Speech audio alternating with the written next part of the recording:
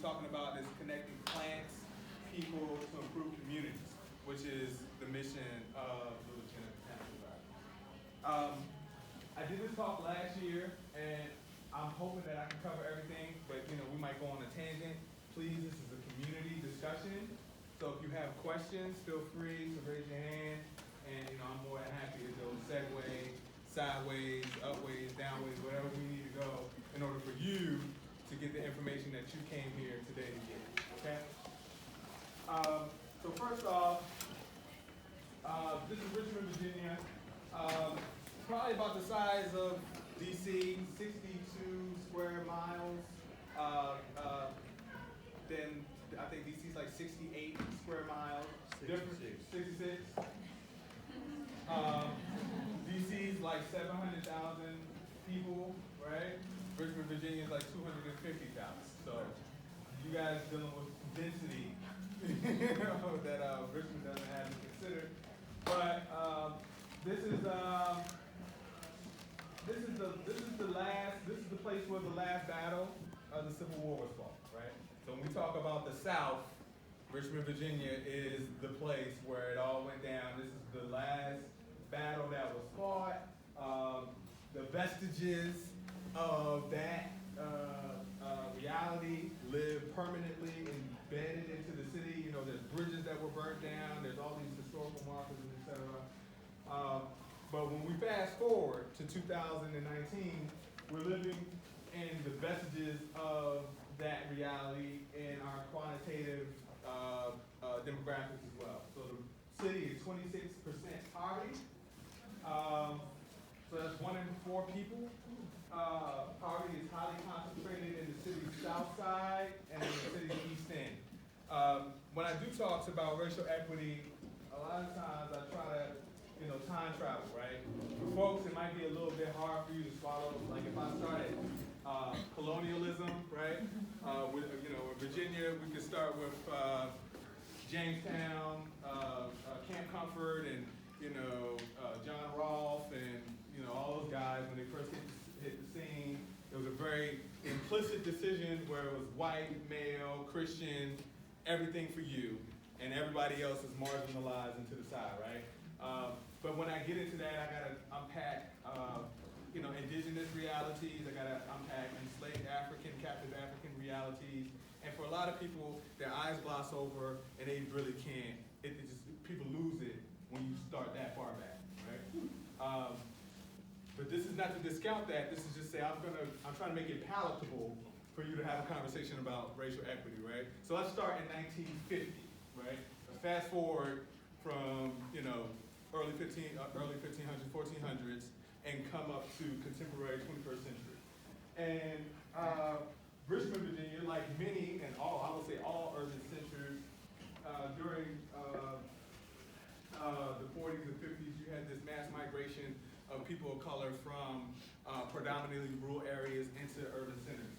And this is because of racial terrorism, right? The KKK is the banner child, right? But this is not just KKK. This is power, influencing the living conditions of people of color, right? You try to register to vote, they come in and take your land. You try to start a business and your business is successful, somebody might come in the middle of the night and drag the male leader of the home and lynch him as an example of the black city to stay in their place, right? So black people are moving all across the country into northern areas and to the west. And they're finding themselves in these urban centers. When we think about what happens when you have this large influx, people of color are pocketed inside of cities already, but in the urban centers, even more density is starting to occur. What's amazing about this is that people are, relatively self-sufficient, finding mechanisms to purchase homes, start businesses. What we talk about today, we hear about circular economies, and we talk about, microloans and things like that. You have mutual aid organizations. Attention, Reading DC. I hope you're having a good morning, but I have an important announcement. Okay. Please, when you're exiting the building, only use the front doors. People are setting off alarms by trying to use doors on the side and back of the building, and this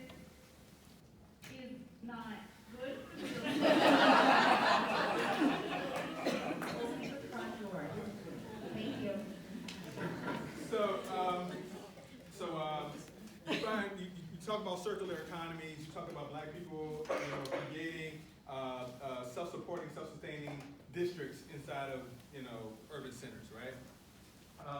In Richmond, Virginia, just like what you got, U Street here in DC, in Richmond, Virginia had an area called Jackson Ward, right? Jackson Ward was called the Harlem of the South, or a Harlem of the South, in the sense that it had banking institutions that, or at least at one point there were like 5 black-owned banks in Richmond, right? They all consolidated after the Great Depression to form St. Louis Penny Savings Bank or Consolidated Bank and Trust. Maggie Walker, first black woman bank owner, things like that, right? So this is the context, right?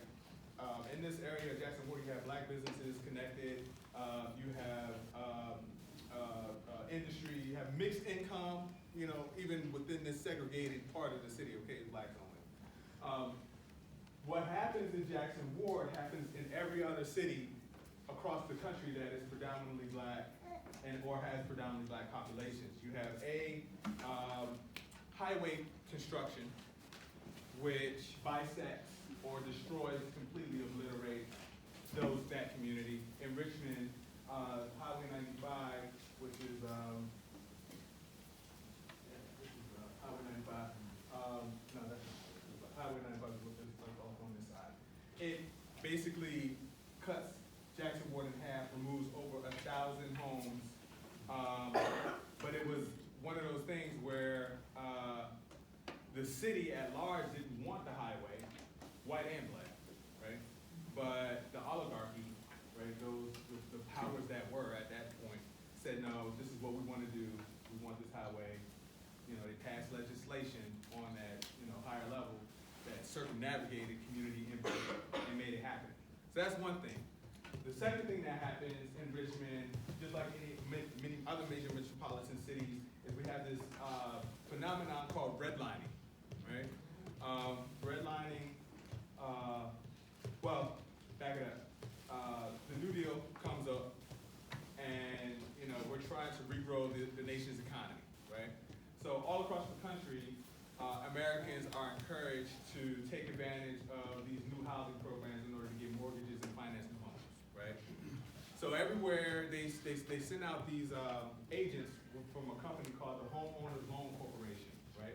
Homeowners Loan Corporation, HOLC, goes throughout all of these major cities and does assessments of those communities, right? Basically, they're looking at the quality of the neighborhood, right? So what happens when they get to the black neighborhoods is that they basically create, draw markers around the areas that are predominantly African American and paint them in red, right?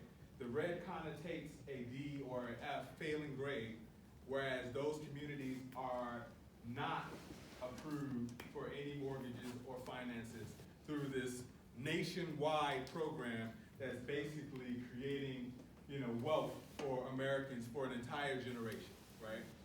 So anyone that knows about wealth knows that the fastest way to build wealth in your community is through home ownership, right? You buy the home, you get the equity in the home, you pay down the mortgage, you get the equity in the home.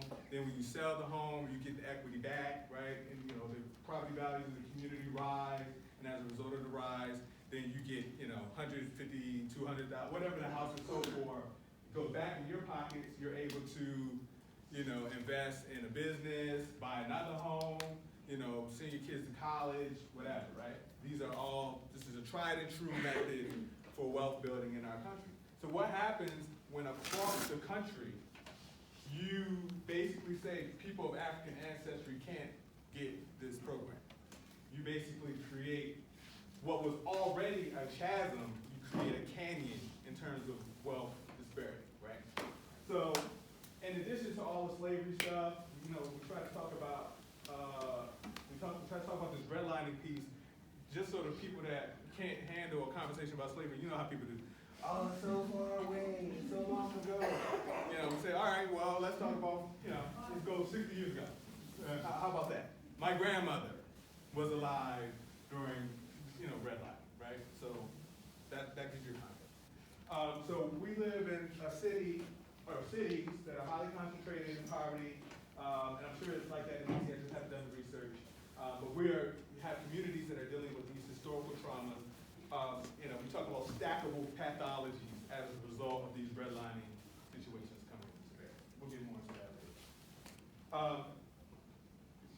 Lewis Ginter Botanical Garden is where I work.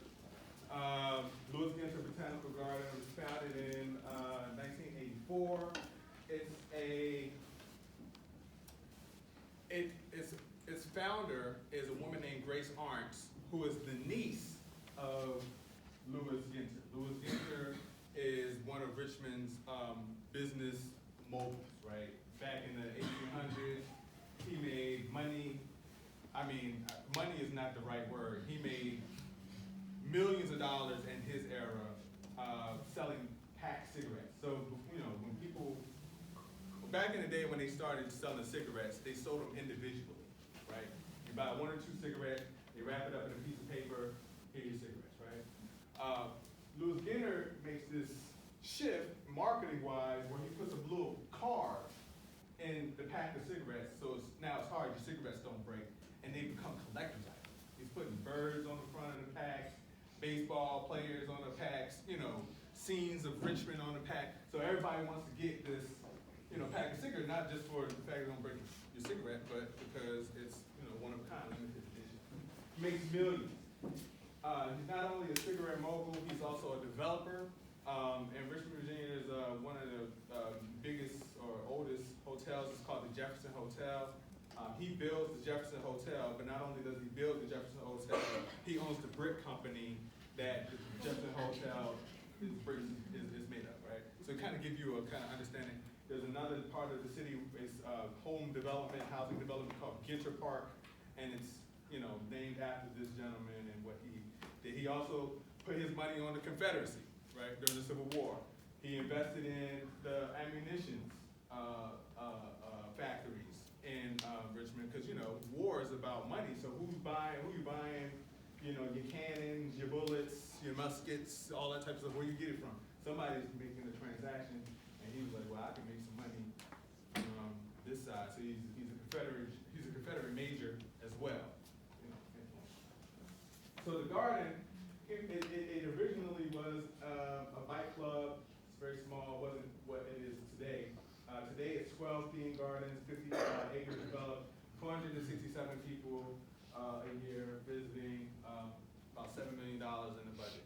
When Grace Arendt passed away, she left the money that she inherited from Lewis Ginter to Grace. Grace had a partner that lived on the property, and she said, well, when she passes away, I want this property to go to the city of Richmond. I want it to be turned into a botanical garden. Grace is a social reformer, right? She's a philanthropist. She grows up with money, right? Her and her father, or her and her uncle travel all around the world visiting gardens and all these different types of things. She has a convalescent home on the property where, you remember those pictures of the kids in those hospital rooms and the ladies, with the hats and the little cross with the thing, and they go and check on the kids. They had one of those at the garden, right? So this is money, she does a lot of investment. When she passes away, she leaves her money in an endowment to turn this property into a garden. Now, the work that I do didn't always exist at Lewis Ginter. For the first 30 years or so, the garden pretty much did internal building. It was one of those refuges, like many other botanical gardens, where it's pretty white, right? Pretty monochromatic in its audience, right? Botanical gardens live in this really weird world of colonialism and exploration, right? Where you got people that go all across the world and discover plants and want to conserve them, so they go and take these plants and put them in another place with a fence around it, and then they say, well, come check out the plants that we took from this other place, right? and that's not necessarily bad, but it does speak to the doctrine of discovery and people discovering places. Like, how do you discover a place that somebody is already living at? And anyway, so botanical gardens, all the stuff lives together in the same room. So for the first 30 years, it's a lot of old white women and people of that nature, and then the oligarchy of the city of Richmond pouring their money into the development of the botanical garden, right? So the families. In Richmond we have the Robins. So you know, everybody familiar with Robitussin? So the family that made up Robitussin is from Richmond, Virginia, right? So they put their money into Louis Ginter, Botanical Garden. I don't know if you are familiar with the Richmond 34. Richmond 34, there was 34 students from Virginia Union University that sat in at a Tallheimer's that kind of like sparked a lot of desegregation efforts. In Richmond, Virginia, a lot of our civil rights movement, legal litigation occurred. Oliver Hill, Brown versus Board of Education, you know, those are one thing, but there's a lot of other victories that came as a result of people doing sit-ins and et cetera. So Tallheimer's is a major department store in Richmond. Richmond 34 sat in on that, but you know, they are a major property owner, and you know, basically the first families of Richmond invested in this space. I'm building up to a thing. I want you all to understand how it works. So what brings me to Louis Ginter Botanical Garden, right? I'm an urban ag advocate, you know, been building farms for about 10, 12 years now. But I've been really rooted in community, specifically around topics of cultural identity, health disparities, and et cetera. The garden decides to, along the way, dipping its toe in to try to be a little bit more responsive to community. But in 2014, under the leadership of Shane Tippett, who was our current executive director, and Randy Humphreys, who was our director of education, they decided to become way more explicit in how they share the resources of the botanical garden across the region, right? Realizing like we got money, we have influence, we have a brand, and we have a responsibility to our community as a result of all this past stuff. Like, how did we get all this? You know, Louis Ginter, of course, you know, he wasn't paying fair wages to people of African ancestry to bag up his cigarettes, right? Like, come on, we know the context. You know, he was also a Civil War general, major, right? So they decided to be explicit in expanding beyond their walls, right? Beautiful RBA is collaborative that I manage or steward. I came in and heard about it, you know, while I was working in the community around in the city. And, 2014, they put out a call for community engagement that explicitly stated that they wanted to do culturally competent community engagement. Right? How many of y'all have heard that before? So when I saw it, I said, okay, this is intriguing. This might be a great opportunity to step in and do some stuff. My history and my story, I had been working for social services, benefit programs, SNAP, and all that type of stuff. I worked for Department of Rehab Services, so disability claims and things like that. I was the guy that decided these types of programs. So if you apply for disability, I get your case and make a decision. If you apply for SNAP or TANF or Medicaid, I get your case and I decided I didn't do it. But at the same time, I had this like Spider-Man thing going on after hours, where I was doing a festival and building gardens and bringing small farmers into areas denoted as food deserts. So I was really like doing a community. I have been a community activist for all of my adult life, but at the same time, I had a day job where I sat in a cubicle and did other human services related type of things. So when I heard about the job, I was like, oh, well, maybe I should apply. So I did, and they called me back and was like, yo, we were so excited that you applied for that. I've been deep in this work, and people had knew about the work that we already been doing. The garden realized when it opened up this application that it did not have the skill sets necessary to go into communities of color and do work, right? They didn't have anybody that looked like that community. They didn't know the cultural context of that community. They didn't have the historical context in that community. And they were very clear that they would look very weird here at the Botanical Garden, showing up in the middle of a community that had been redlined saying, hey, we're here to build gardens with you. Right? So as a strategy, they were very clear they wanted to center voices from communities of color. But they needed somebody that knew how to do that. And so when I applied, they were like, yes, somebody that has this experience in these communities, knows the issues, has the relationships, can show up authentically, right? And can help foster this intentional creation of the program. So the Beautiful RVA collaborative, and so as I'm talking, I'm trying to give you like jewels as to how we get to this transformation of the built environment, right? So a collaborative was born, Beautiful RVA, which basically existed as all of these greening, urban ag, stormwater management, environmental conservation organizations who all have been doing their own thing across the city, maybe collaborative, maybe in silos, but they said, okay, everybody's doing all this stuff, how do we bring you all together?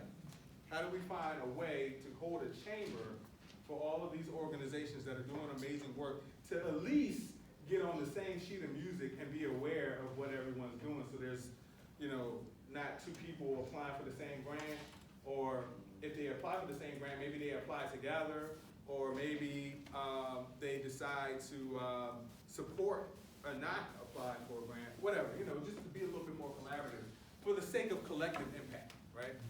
So Beautiful RVA is holding all of these organizations. I come on board, and they decide they're going to do a website, they're going to have a shared website, and they're going to start a training program for community. And so that's where I was able to really bleed into it and create this iterative practice, right? Through collaboration and investment in people, we cultivate enabling environments for urban greening and build community. So for me, I have been building gardens for the last 10 years, right? And it's easy for me. I don't know for you. I'll just say it's easy to build a garden, right? That's raised beds, addressing soil, getting the science of how to plant seedlings, identifying, where the sun hits and whether it's the right place in the right time or the right place for the right type of soil. All that stuff, you can look that up in the book. That's easy. It's not inaccessible information, right? What's much more difficult is how do you build community to steward and to create a sustainable garden, right? As gardeners, we talk a lot about sustainability. So we talk about, is it sustainable in terms of the environment? Is it sustainable in terms of financial sustainability? Is it zero waste, right? All those types of things. But when we get to the social part, people kind of get, I don't know what to do. How do I create a socially sustainable endeavor? What they had found and what we had been seeing is that corporate groups would come with $5,000, $10,000, and they come into a community and they drop a garden down. They bring like 30, 40 volunteers at a time. You build all the raised beds and plant all the trees and put all the soil in, and then they be gone, and the community would be left with this amazing piece of infrastructure. And 6 months later, because the community had not been engaged, the garden was weeded over. Yep. Right? We see that all the time, right? So it's like, well, how do we stop that? How do we center community in the conversation in the beginning so that they are the planners, designers, and implementers of the garden, and anybody that comes into that community is, answering to the community versus somebody from somewhere else making the decision and then dropping the money in, right? So how do we work with community instead of doing for? Very important distinction to make, right? If I'm doing for you, it creates a power dynamic, right? Where I'm in a better place than you, and I'm here to drop off the charity to you, right? And then I can do that for as long as I feel like it. But typically, you don't feel like doing for somebody forever, right? In any case, there's never a sustainable model where I'm just going to keep giving to you, giving to you, giving to you, giving to you. I'm creating a dependency complex, and then on the opposite side, I'm developing a superiority complex, right? Those poor others over there somewhere need my help, right? On the flip side, the paradigm shift is how do I work with, right, this community, which is a whole nother type of dynamic. Because if I'm working with you, that means I got to check my ego, I got to check my power at the door. I have to respect the fact that you have expertise, you have assets, that you have knowledge, that you have resources that I don't have, that are just as valuable as what I'm bringing to the table, right? And when you work with, it dispels the other, right? Because there's no other in us, right? If it's me, you, and we are together, who's the other, right? We as a unit are trying to figure out the solution to the problem. So the Inter-Urban Gardener Program was born. It's a 12-week training program where we teach sustainable ag, horticulture. We teach urban garden design. We teach project management and volunteer coordination. Those are the hard and soft skills we teach. But beyond that, we layer in this concept of community trust building, right? Community trust building is all about personal development, right? So we're talking about things like authenticity, right? Transparency, right? Inclusion, right? Equity, how to build a team, right? And most importantly, I think in terms of hierarchy of importance, how to have a dialogue, right? How do you talk to somebody in a community that does not have a lived experience the same as yours, right? How do you listen actively? How do you check your biases and your own, personal subjective experience to hear what somebody has to say, right? How do you just listen? Not listen to respond, but listen and hear what somebody else has to say, right? And then take that information and work with that individual to actionize what it is they want to do. So the 12-week program, of course, we have experts that come in and talk about soil science and, talk about design, form, and theory. And, we have people that talk about how to lead a work day, right? How to manage a project, how to delineate what your budget is, and all that type of stuff. But every session has a through line where we teach through dialogue. So, the garden is a metaphor, right? I don't know, I probably can, do these all day. When you compost in your real life, how you take bad situations and transform them into positive, right? How are you weeding the negativity out of your life? What seeds are you planting and what kind of things are you watering that you want to see grow, right? So these metaphors live in a place of dialogue, really, where your lived experience can speak to any number of phenomena that is happening inside of the garden, right? So what we do with the training program is we create a micro community. We don't accept everybody into the training program, right? We put out an application and, we promote it hyper-locally. And I'll probably talk about that. I'm trying to fast forward. We hyper-localize the training. So instead of it just being an all-call for everyone inside of the city, we say, no, if you're from a specific community where we're going to specifically be working, then you have first dibs to get in this program, right? And when we decide who gets inside of the program, we look at race, gender, gender identity, religion, income, education level, and then, we ask some questions like, why is it you want to be a part of it? So that we can so when we make a decision as to who gets in, we have enough difference that is difficult on purpose, right? So if you got,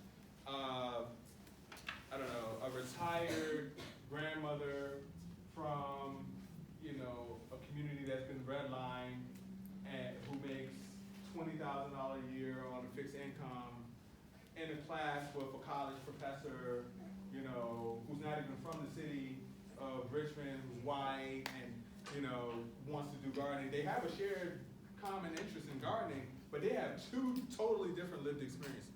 And how do you get them in a room to have a conversation to recognize how to listen to each other, right?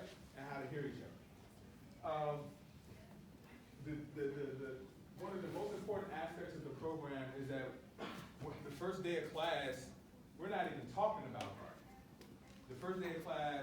we talk about the history of Richmond. We talk about race, place, gentrification, concentrated poverty, and how did the problems get so bad. And the metaphor is that this is the soil in which you're going to be planting, right? And that's a really disarming thing because people are coming in, I'm ready to learn how to, get my tomatoes right. I'm trying to get, better tips on my peppers, But we're like, nah, before we get into any of that, we need to talk about how did Richmond become inequitable, right?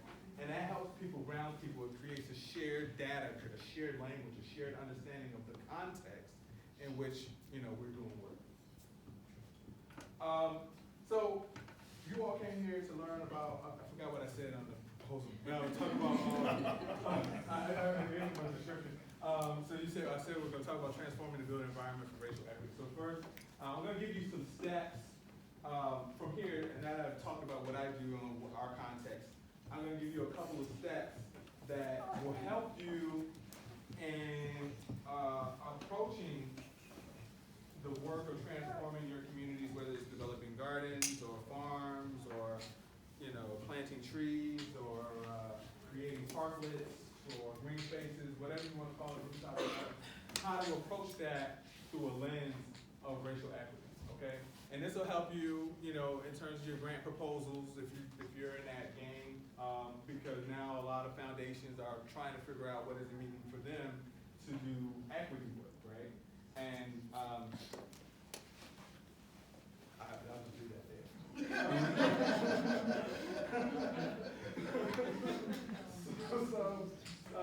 Step one, you have to establish an understanding of what is race equity, right? Equality doesn't mean equity. These are not synonymous terms. A lot of people think they are synonymous, but they are not. They're two different conversations altogether. So, I don't even like this image anymore, but just from a baseline, equality is everybody gets one box to stand and try to get stuff off the tree. Equity is based on the height of the individual. We'll give you additional boxes so that you can access what's on the tree. That's equity, but when that's, an evolution of this is what is justice, and so how do we expel your trees that are, accessible for everybody so nobody needs a box, right? So that's that. So when you get into a room and you want to talk about racial equity, you have to figure out, is everyone using the same definition, right? Typically, we're not. Like, people are all over the board. So if you can establish a shared definition, what is racial justice, what is food justice, a lot of times in the food world, people are using the definition for food access interchangeably with food justice. And these are not synonymous terms either, right? You can increase access to healthy food and have no orientation towards justice at all, right? You just helping people have access. Well, justice is how do you get to the root cause of why people don't have access to healthy food in the first place, right? And then how do we empower that community to make a decision on its own terms, right, to realize an increase in the access to healthy food for itself. So that's step one. Also in a conversation around equity, you have to help people understand what is power, what is privilege, right? What is internalized racism? What's the difference between individual racism or individual acts of racism and institutional racism? People mix them up. They think they're the same thing. So the governor wears blackface. That's an individual act of racism, right? Redlining in the community, that's institutional racism, okay? These are not the same thing, right? It's very easy for you to rally cry around individual act of racism because it's like, I'm aggrieved. Oh my God, this is so disrespected in this moment.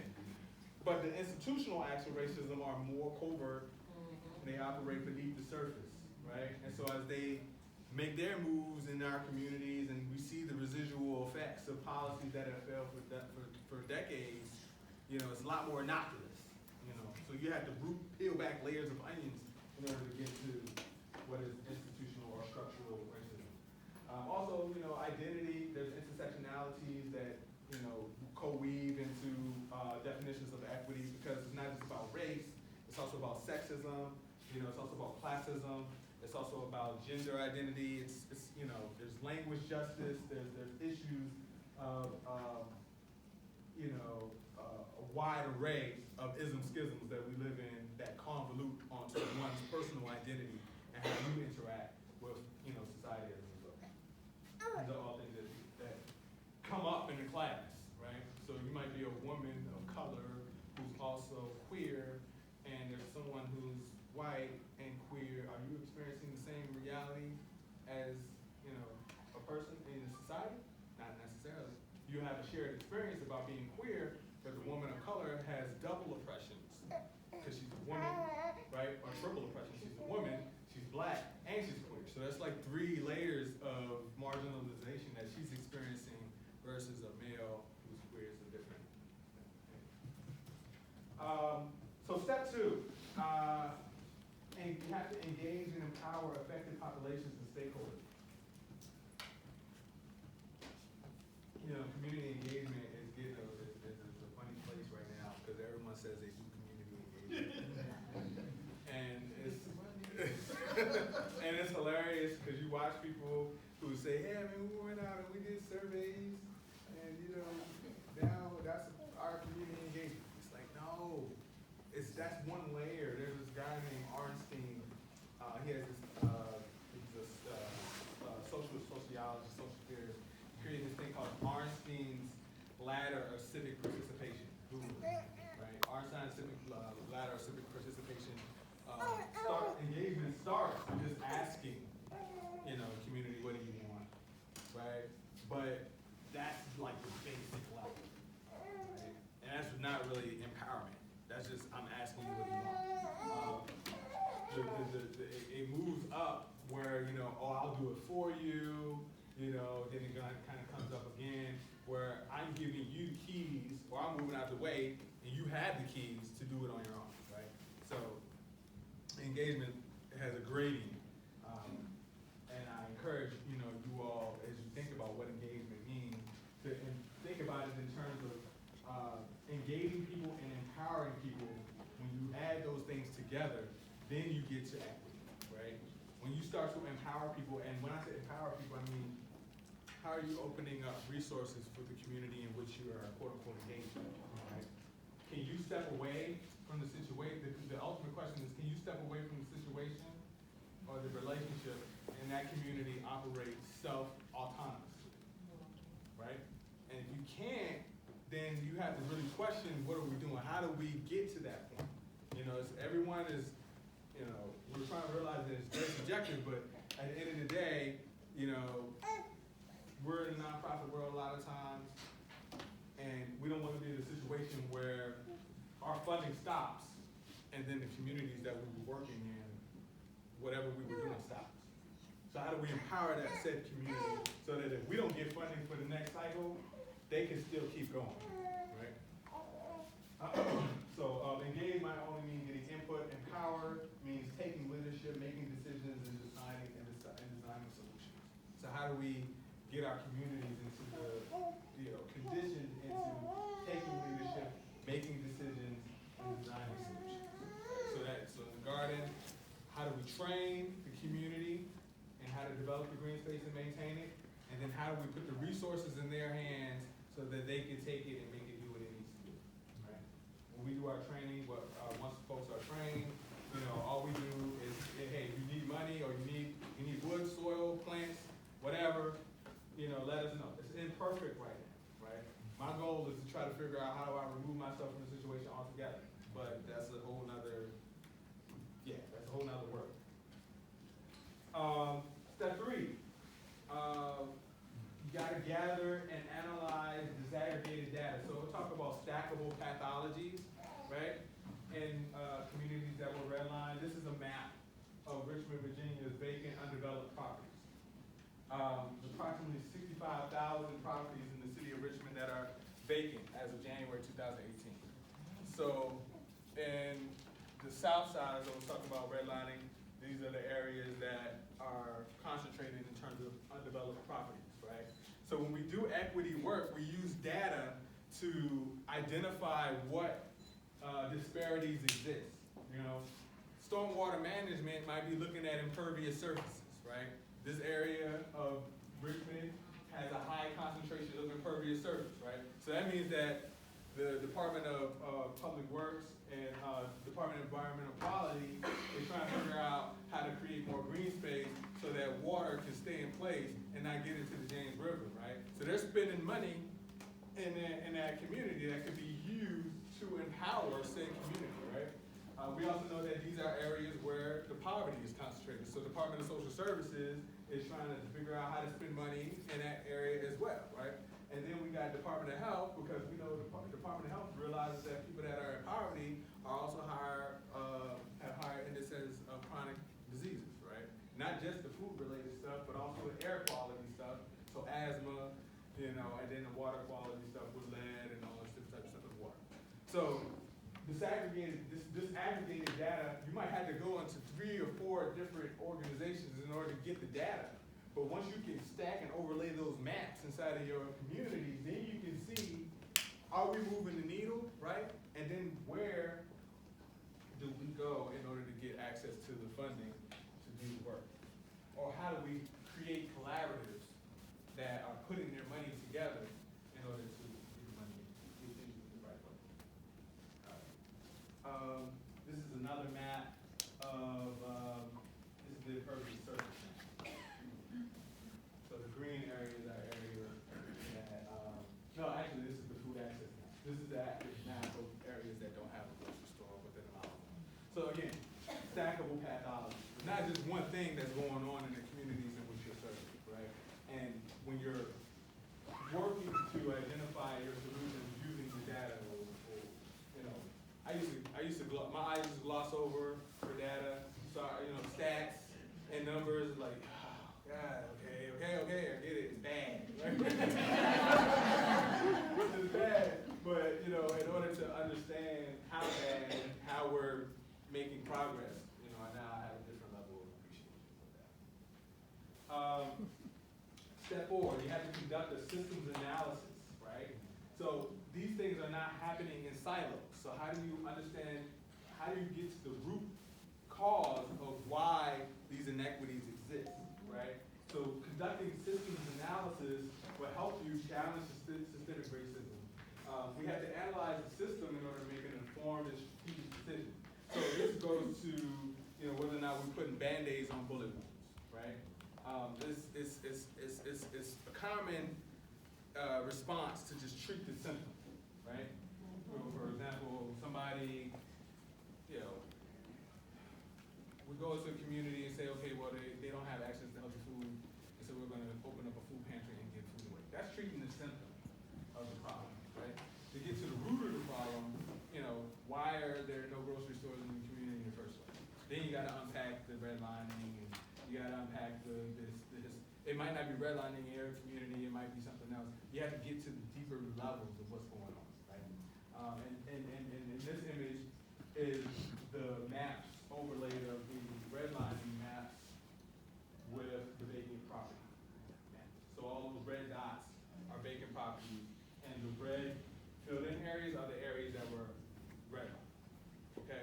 So when you start to put the stuff together, then you're like, oh, okay, this is how it got so bad. This is the map of the areas that were redlined. Well, I can understand why there's a concentration of vacant properties in these areas, because in 2008, the same areas that were redlined were the areas that were hit with the subprime mortgage lending, right?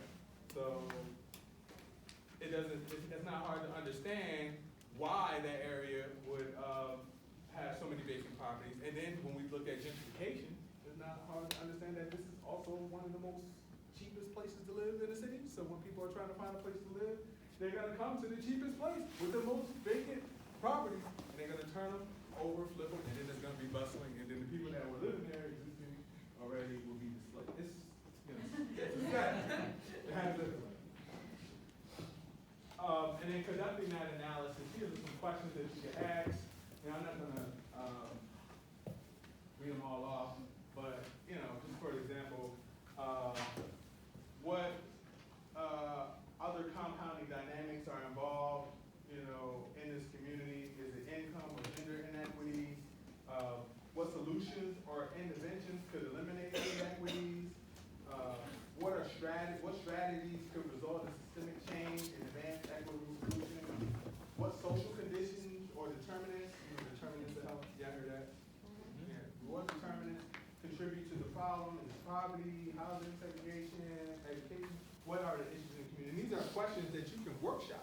right? Getting a group of people from different sectors in one room and asking them to get in tables and start to workshop what these issues are, these questions, it gets people thinking outside of their silos, right? If you have somebody from DEQ in the room with someone from the housing department and somebody that's a grassroots activist in one table, asking them, okay, what is systemic racism and what role does it play in the problems that we have in our community? Now all of a sudden people are thinking outside of the box in terms of answers to the problem, because you've got people that are different levels of the system looking at it from a different perspective. In order to, step 5, it's important to identify strategies and target resources to address the root causes. So this is about finding solutions. And again, these are all questions that you can workshop together, across sectors. And the first thing, I guess before I actually, maybe 4B, getting people in the room, it's important to figure out a mechanism that is a shared invitation, right?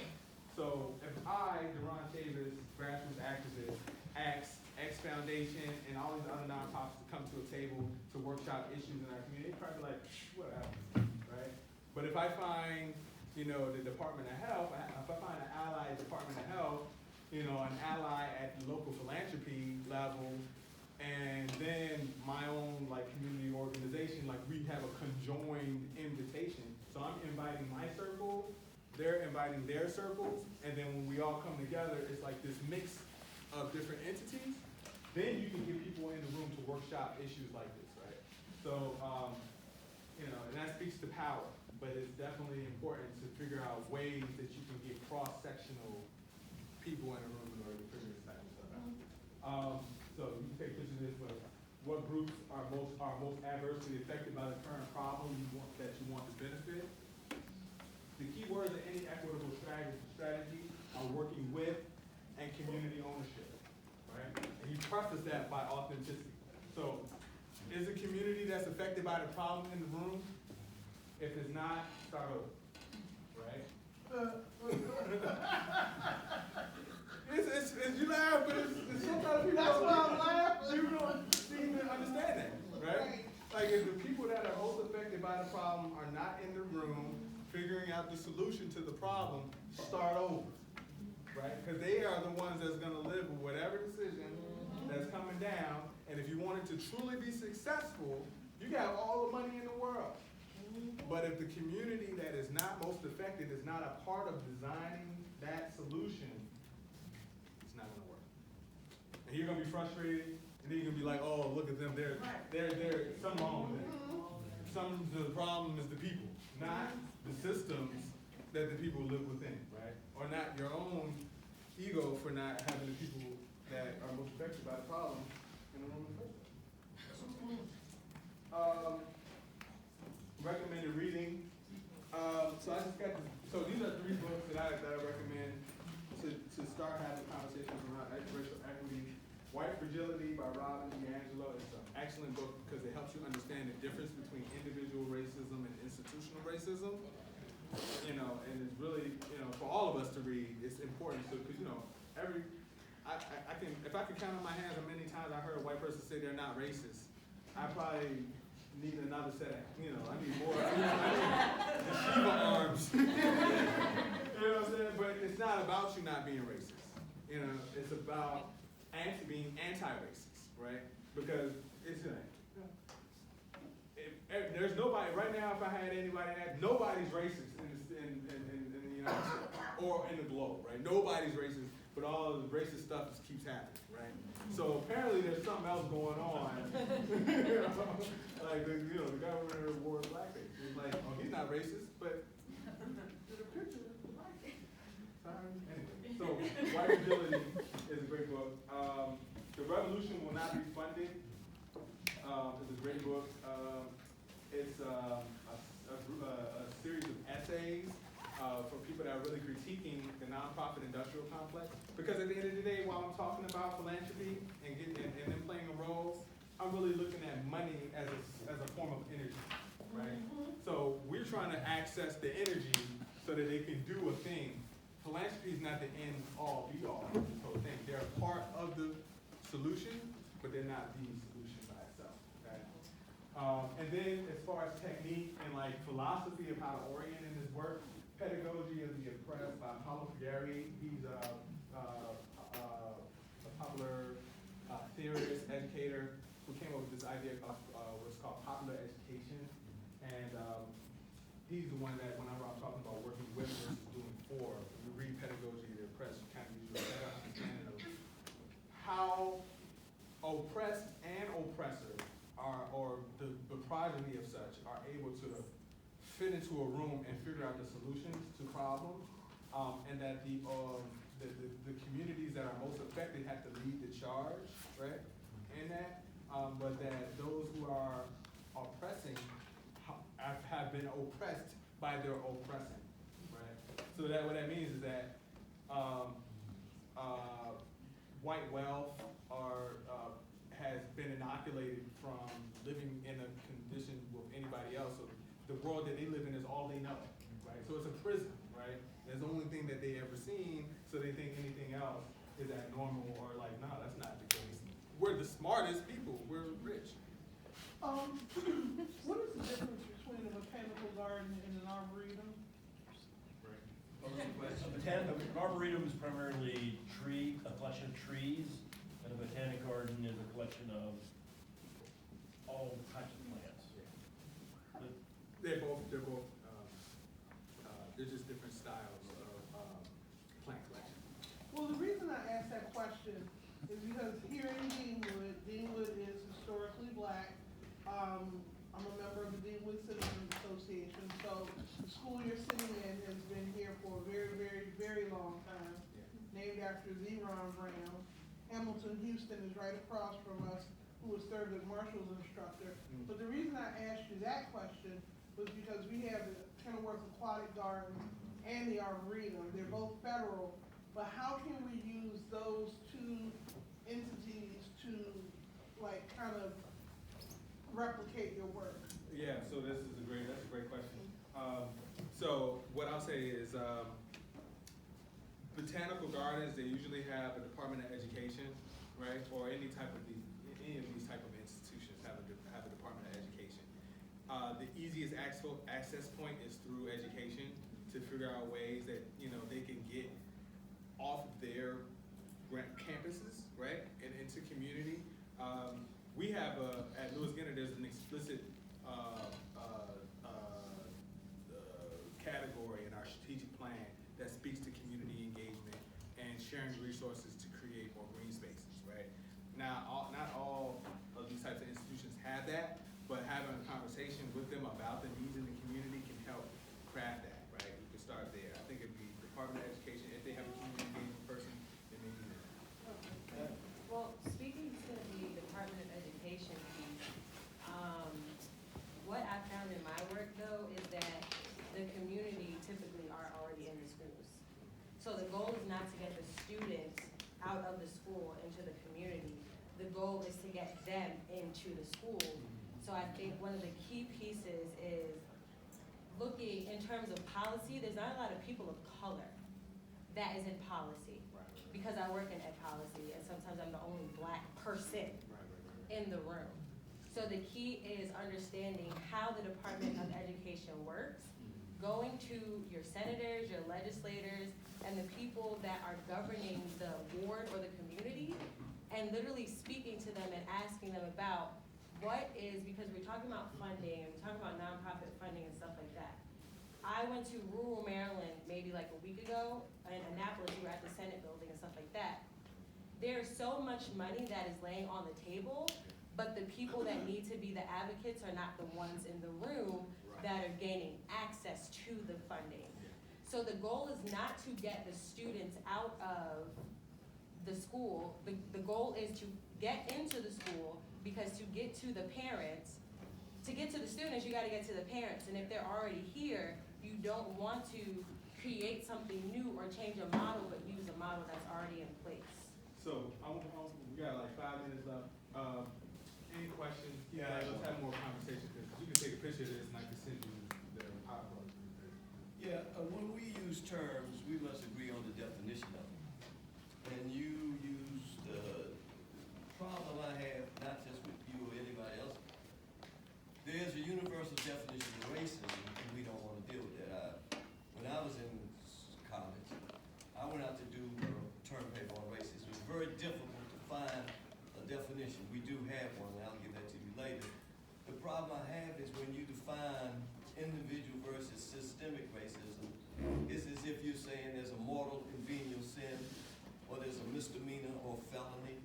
You understand? And I'm just saying there is a definition of racism that holds true. And so when we have people doing certain things, they merely manifest in racism. It's not individual racism. It's a manifestation of that systemic racism. And I'll give you the definition so that you may consider that in your future presentation. The other thing is your PowerPoint presentation available on the website? We can make it available. Okay. The folks from Group C have a copy, and I'll make sure that Okay. I have most of it. So when I talk about definitions of racism, I usually start with Kwame Ture, Stokely Carmichael, and Charles Brown's definition from Black Power, where they delineate the difference between individual acts and institutional acts. I'm not saying that individual acts are to be tossed out the window, as if they're not, like there's a hierarchy of racist acts. What I'm articulating is that a lot of times individual racism gets highlighted and nobody pays attention to institutional racism.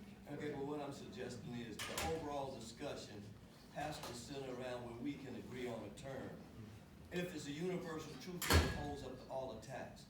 And I'm saying there is a universal. By the way, bro, I grew up with Stokely, and so, you know, I'm from that era, when he was in Washington or whatever, and in the Black United Front. So I understand where they're coming from in terms of that, but the problem I have is that if I listen to C-SPAN or other programs, you hear different people talk about that was racism, this was racism, or wasn't.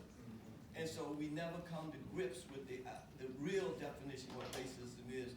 And some people can escape, as you suggested earlier, I'm not a racist. But in reality, they are doing what a racist system calls them to do. You have 5 minutes. Thank you. I just had 2 questions. First would be related to just like results. Like you talked a lot about the methodology, and like for me, like I work in international public health, and like everything you've laid out here is like amazing, and like the steps are incredible. And then the other piece is more about the methodologies, and going back to that where the community is involved, you have all these different stakeholders. What methodologies have you and your team grappled with to make those interactions effective? Did you use like human-centered design approaches, or? Well, you know, it's been iterative in terms of the design models. I think what's more for my plant people, what's probably the most relevant for this is the 12 principles of permaculture design. I think that for our plant people, that might be a great way to kind of like synergize how to engage human systems into the work, right? So yeah, I would answer that by saying the 12 principles of permaculture design is a starting point, and overlaying that into human interactions inside of the system. We asked about results. So everyone has different metrics that they're trying to accomplish in this work. So one person might be tracking how much produce they grew, another person might be tracking how many gallons of water was sequestered, or how much carbon was sequestered. So you know, when you're doing the work, identifying what metrics you're trying to capture, is important. For us, or for me, I think one of the most important impacts is the community engaged in the process, and are they at the front of the decision making, and are they participating, confidently? Like, that's a very qualitative metric. Like, are they confident in doing the work, right? But for me, it's one thing to measure, water, how much produce we grew, how many square feet. What's harder to track is confidence and people's level of capacity to continue to work. So what we're doing is community storytelling, and through community storytelling, engaging people that we're participating in video interviews, like asking questions like, hey, what are you working on as a result of the program? How comfortable do you volunteers, things like that, and allow people to tell their stories, and that way, you can really quantify that this is actually working. We've got time for one more question. Anyone has one? I'm sort of curious, one of the nuts that I'm curious how you cracked is, sometimes, urban gardens are, prone to, because they're in a space with a lot of, vacant area, there might be, it attracts nighttime, activity that people don't want in their neighborhood. So sometimes the garden can actually be discouraging to the neighbors because they feel like it's not a place that they can control, particularly in the evening or dusk or something. So how is something like that confronted in your work? So, again, like we go back to like the idea of the community being involved in the planning, designing, and implementing of the garden. And what we found is that, you create a space, you can't control everything, right? You're creating a space for folks in the community to engage in.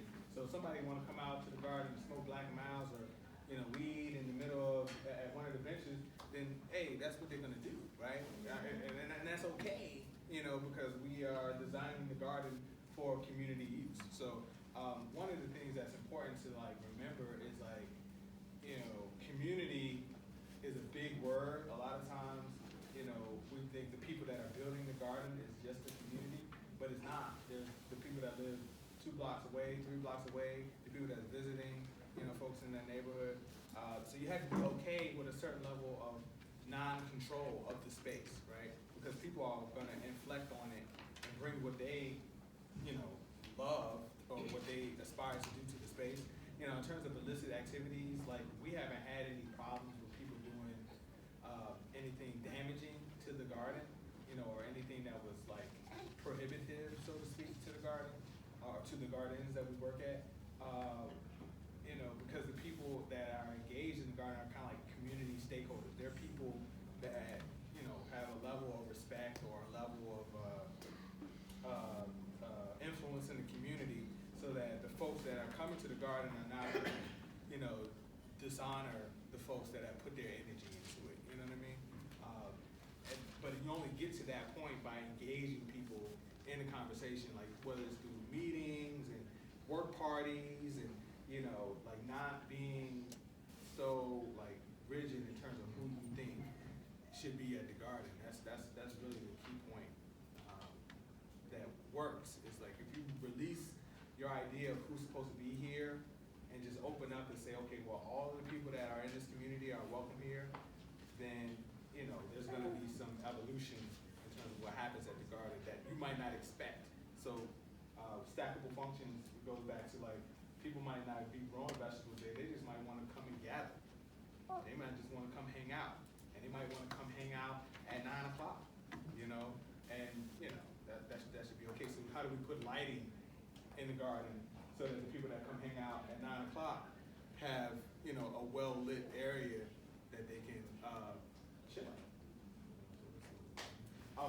Last thing, this is a great book I just got. It's called Colonizing Wealth by Edgar Villanueva. He's an indigenous, he's from the Lumi tribe, but he's a respected and well-known social justice advocate, but he works in philanthropy. So it's a really good book to like appreciate an approach for how to like engage philanthropy in the work of social justice, right? A lot of times